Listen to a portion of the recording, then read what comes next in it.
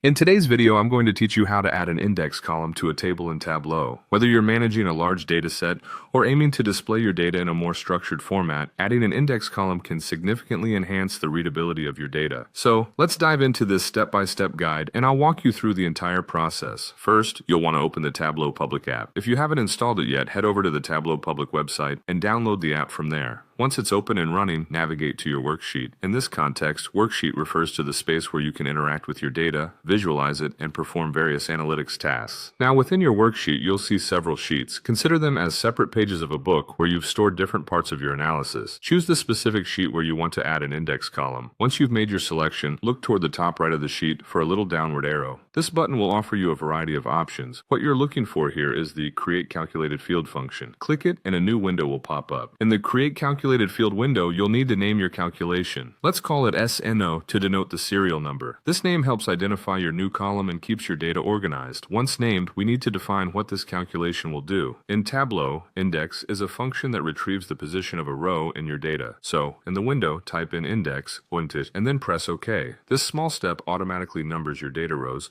providing each with a sequential number. Once you've set up your index beyond function, you're going to want to incorporate this calculation into your sheet structure. To do this, take the new calculated field, SNO, and drag it onto the rows section.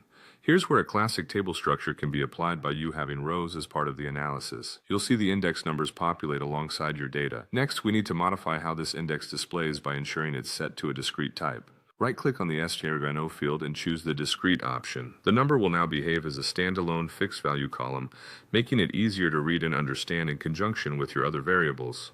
Now let's talk arrangement. If the index column isn't exactly where you want it, you can simply drag and drop it to another location within your table.